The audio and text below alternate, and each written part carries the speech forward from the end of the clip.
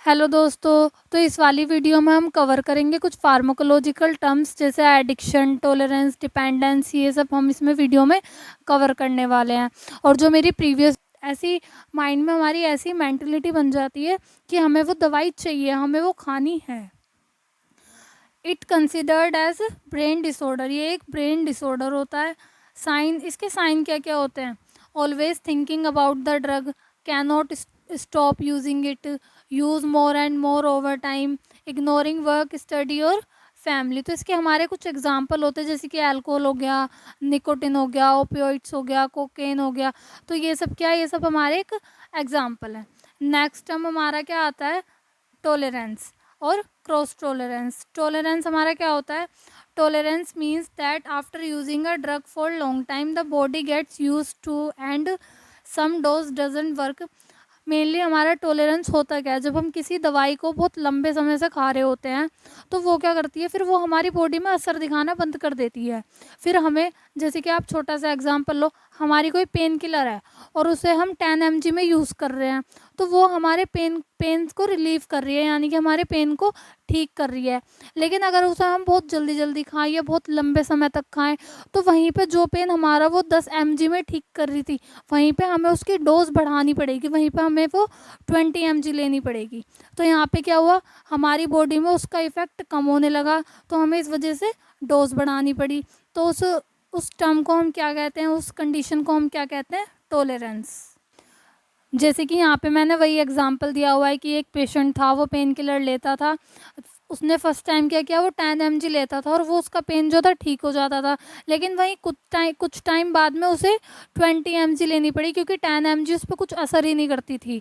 तो इसी टर्म को हम क्या कहते हैं? टॉलरेंस। ठीक है। इसके टाइप्स भी होते हैं, जैसे कि टाइप हो गया हमारे ये फर्स्ट, नेचुरल टॉलरेंस। इसमें क्या होता है? Some people are naturally less sensitive to certain drugs. कुछ पीपल ऐसे होते हैं जो नेचुरली, यानी कि हमेशा से जब उनका जन्म होता है वो तभी से ही नेचुरली ऐसे होते हैं कि उनकी जेनेटिक डिसऑर्डर होता है जो वो ऐसे होते हैं। जैसे कि मैं आपको एक एग्जांपल से समझाऊँ, आपने देखा होगा यहाँ पे दो पीपल हैं, यानी कि दो इंसान हैं, और दोनों ने अल्कोहल ड्रिंक की हुई है। लेकिन एक पे अगर वो थोड़ी सी भी ड्रिंक कर रहा है तो उस पर बहुत ज़्यादा असर हो रहा है, लेकिन दूसरा अगर वही ड्रिंक कर रहा है तो उसे कुछ महसूस नहीं हो रहा कि उसने ड्रिंक की हुई है। तो वो जो होता है वो उनका नेचुरली ऑब्टेन्ड होता है उनका जो। नेक्स्ट हमारा आता है एक्वायर्ड टॉलरेंस। नेक्स्ट हमारा आता है एक्वायर्ड टॉलरेंस। एक्वायर्ड टॉलरेंस में क्या होता है? This happens when a person take drug again and again, over time the drug become less effective.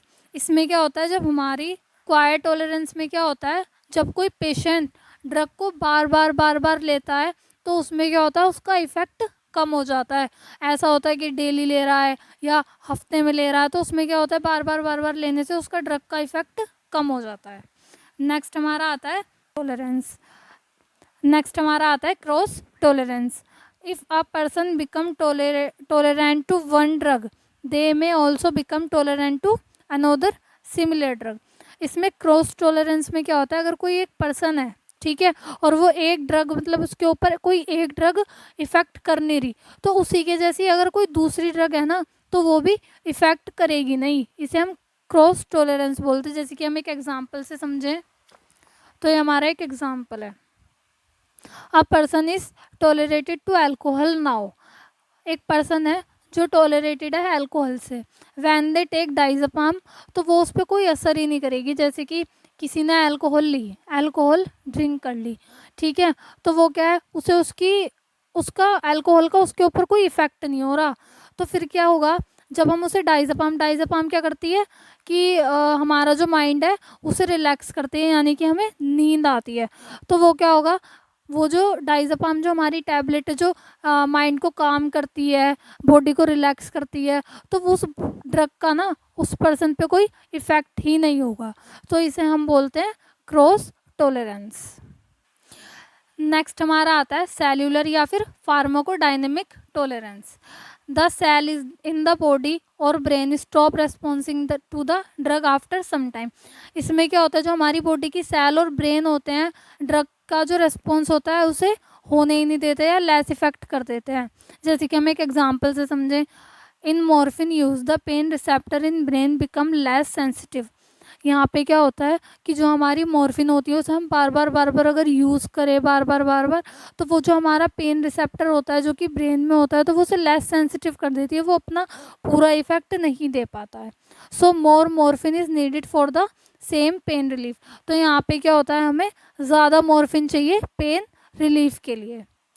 Next हमारा आता है मेटाबॉलिक, और जिसे हम फार्माकोकाइनेटिक टॉलरेंस भी बोलते हैं।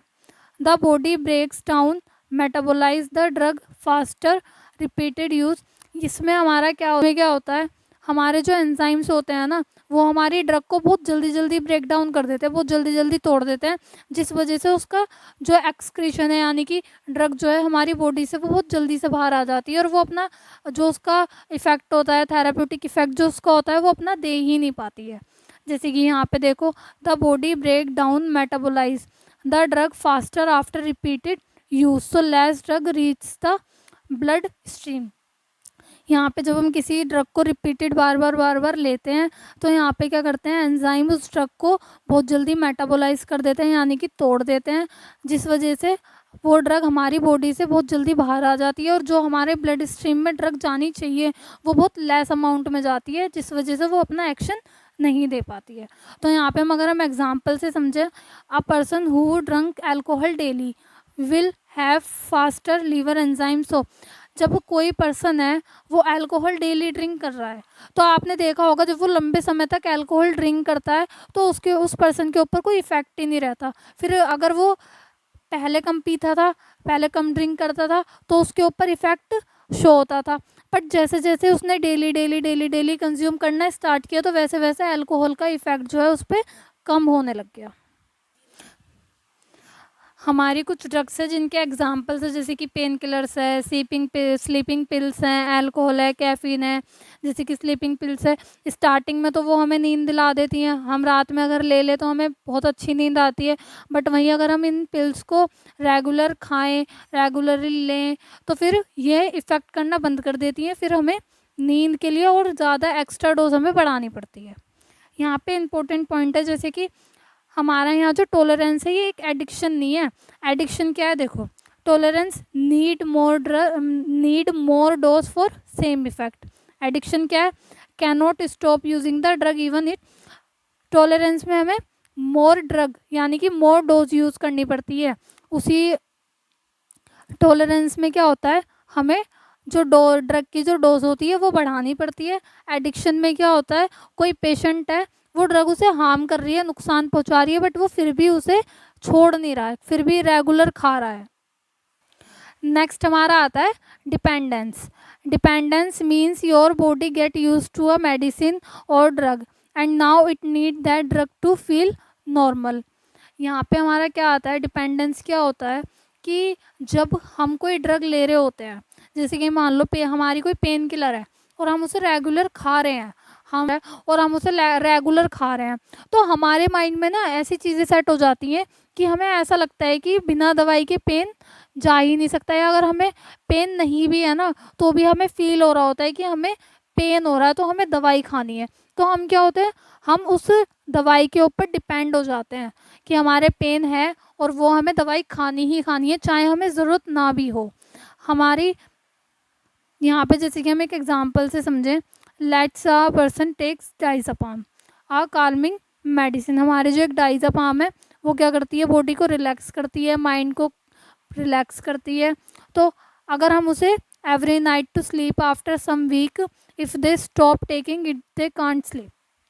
तो यहाँ पे हम डिपेंडेंस का मतलब एक नॉर्मल से एग्जांपल से समझते हैं कि हम एक पर्सन है, ठीक है, उसे स्टार्टिंग में नींद नहीं आती है, उसे बॉडी में एक बेचैनी रहती है, उसे स्टार्टिंग में नींद नहीं आती है, उसे एक बॉडी में बेचैनी रहती है, तो वो क्या करता है, उसने डाइज़ेपाम एक ड्रग होती है हमारी, जो कि हमारी बॉडी को रिलैक्स करती है, माइंड को शांत करती है और हमें नींद दिलाती है, ठीक है। तो उसने क्या करा, वो उसने स्टार्ट कर दिया एवरी नाइट लेना, वो हर दिन लेने लगा। लेकिन कुछ समय बाद या आफ्टर सम वीक, कुछ वीक्स के बाद उसे क्या होगा, फिर उसे उस टैबलेट के बिना नींद ही नहीं आएगी।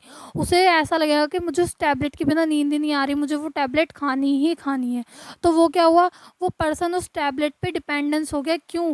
क्योंकि उसे नींद नहीं आ रही होती है। तो इसे क्या बोलते हैं हम, डिपेंडेंस, जैसे कि after body has become dependent on diazepam, उसकी जो बॉडी है वो डाइज़ापाम ड्रग के ऊपर डिपेंड हो गई है।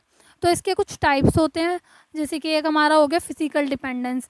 इसमें क्या होता है, जो हमारी the body get used to the drug if the drug is stopped the person feels physically sick. यानी कि अगर यहाँ पे हम ड्रग को अगर स्टॉप कर देते हैं तो फिजिकली हमें सिम्टम्स मिलते हैं, जैसे कि हेडेक हो गया, स्वेटिंग हो गया, नोज़िया हो गया, नोज़िया यानी कि उल्टी जैसा मन होना, फास्ट हार्ट बीट हो गया। नेक्स्ट हमारा होता है साइकोलॉजिकल डिपेंडेंस।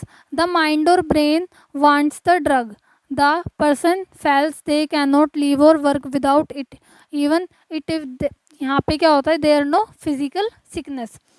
यहाँ पे क्या होता है, यहाँ पे हमें फिजिकली कोई सिकनेस नहीं होती है, यहाँ पे ना हमें हेडेक होता है ना हमें नोज़िया होती है, लेकिन यहाँ पे हमारे चाहिए। फिजिकल में क्या होता है, हमारी बॉडी को ऐसा लगता है कि वो टैबलेट चाहिए, जैसे कि वो क्या करता है, हेडेक, नोज़िया, लेकिन यहाँ पे हमें नोज़िया या हेडेक ऐसा कुछ नहीं होता है, बस हमारे माइंड को लगता है कि वो टैबलेट चाहिए। जैसे कि एक एग्जांपल लें, अ पर्सन सिगरेट स्मोक करता है, ठीक है, जब वो सिगरेट स्मोक करता है तो उसे बहुत रिलैक्स फील होता है, लेकिन उसका बॉडी पे कोई इफेक्ट नहीं होता, ना पेन होता, ना नोज़िया होती, बस दे क्रेव इट मेंटली, बस उसे मेंटली ऐसा लगता है कि जब मैं स्मोकिंग करता हूँ तो मुझे बहुत अच्छा फील होता है, तो वो उसकी एक मेंटेलिटी बन चुकी होती है, तो इसे हम क्या बोलते हैं, साइकोलॉजिकल डिपेंडेंस। नेक्स्ट हमारा क्या होता है, टैकीफाइलेक्सिस। इसमें हमारा क्या होता है, tachyphylaxis is when a drug stop working quickly after being use several time in a short period. यहाँ पे क्या होता है, यहाँ पे जो हमारी ड्रग होती है वो हमारी बॉडी पे वर्क करना ख़त्म कर देती है, उसका कोई इफेक्ट नहीं आता बहुत ही शॉर्ट पीरियड में। जैसे कि आपने देखा होगा टॉलरेंस में क्या होता है, वो एक लॉन्ग पीरियड होता है, यानी कि धीरे धीरे होता है, लेकिन इसमें क्या होता है, इसमें जो अपनी दवाई असर दिखाना बंद कर देती है वो क्या होता है, हैपन्स क्विकली, बहुत क्विकली होता है, विद इन हावर्स और डेज। ये कुछ कुछ दिन में भी हो सकता है और कुछ घंटों में भी हो सकता है। उसमें क्या होता है, उसमें मंथ्स भी लग सकते हैं, टॉलरेंस में मंथ्स भी लग सकते हैं, ईयर्स भी लग सकते हैं। यहाँ पे क्या होता है, यहाँ पे कुछ हावर्स में ही और डेज में ही हो जाता है। कुल मिला के इसका मतलब क्या होता है, यहाँ पे जो हमारी ड्रग होती है वो वर्क करना स्टॉप कर देती है सडनली, यानी कि कुछ घंटों के अंदर भी हो सकता है ये और कुछ वीक्स के अंदर भी हो सकता है, लेकिन यहाँ पे जो टाइमिंग होती है वो बहुत शॉर्ट पीरियड की होती है। जैसे कि यहाँ पे हम एक एग्जांपल से समझें, a person take salbutamol inhaler. Salbutamol inhaler जो होता है वो किस काम आता है, यूज्ड इन अस्थमा। जब हमें सांस लेने में प्रॉब्लम होती है तो तब हम इस क्या यूज़ करते हैं, साल्ब्यूटामोल, जिससे कि हमें सांस प्रॉपरली आ सके। Very frequently like every 30 minute during an asthma attack. यहाँ पे क्या होता है, बहुत तेज़ी से काम करता है आफ्टर अ फ्यू डेज, लेकिन कुछ समय बाद ना, कुछ दिन बाद ये क्या करता है, ये अपना काम करना बंद कर देता है उस पर्सन के ऊपर, अगर वो। नेक्स्ट हमारा आता है allergy drug reaction. When any antigen enters in our body so our immune system activated and show allergic symptoms. जब हमारी बॉडी में कोई एंटीजन एंटर करता है तो हमारा जो इम्यून सिस्टम होता है वो बहुत एक्टिवेट हो जाता है, और वो क्या करता है, वो हमारी बॉडी को सिम्टम्स देता है, एलर्जिक सिम्टम्स देता है, जैसे कि ईचिंग हो गया, इरिटेशन हो गया, रेड रैशेस हो गया, फेशियल स्वेलिंग हो गया, या फीवर हो गया। यहाँ पे क्या होता है, here drug also may be antigen because it also a non cell entity. यहाँ पे क्या है, यहाँ पे जो हमारी ड्रग है वो भी एक एंटीजन की तरह ही काम करता है। And if allergy caused by drug so it called drug allergic reaction. अगर यहाँ पे कोई भी ड्रग के थ्रू एलर्जी होती है तो उसे हम ड्रग एलर्जिक रिएक्शन बोलते हैं। नेक्स्ट हम हमारा आता है idiosyncrasy. Idiosyncrasy is an unusual, unexpected and rare reaction to a drug which occur in certain individual due to genetic deficiencies. यहाँ पे क्या होता है, ये हमारा एक जो हमारी ड्रग का अनयूजुअल और अनएक्सपेक्टेड जो रिएक्शन होता है वो हमारी ड्रग का देखने को मिलता है। जैसे कि अनयूजुअल, जैसे कि कोई बहुत जो हमारी बॉडी को हार्म करे, ये अनएक्सपेक्टेड, जो हमने सोचा ही ना हो, या जो हमने सोचा ड्रग का वो तो रिएक्शन नहीं आया, कुछ उल्टा पुल्टा ही रिएक्शन आ गया, तो उसे हम अनएक्सपेक्टेड बोलते हैं। और ये क्या होता है, ये ऐसा नहीं है कि ये बहुत ही रेयर होता है, ये 1000 में से किसी एक ही पर्सन में मिलता है, बहुत रेयर होता है।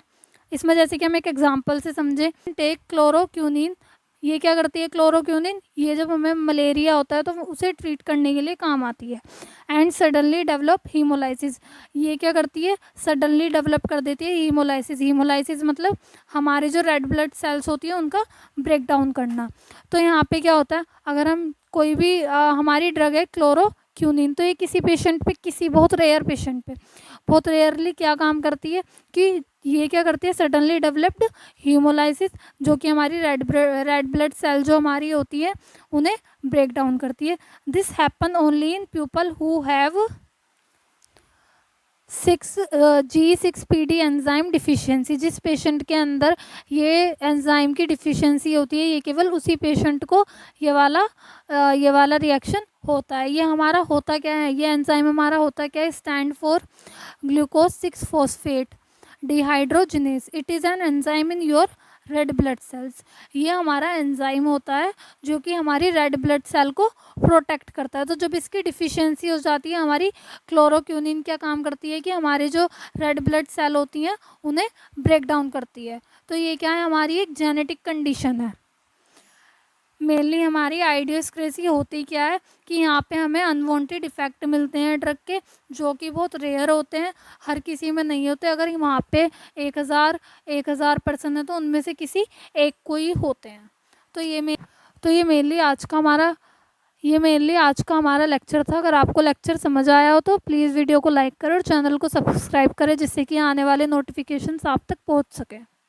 Thank you.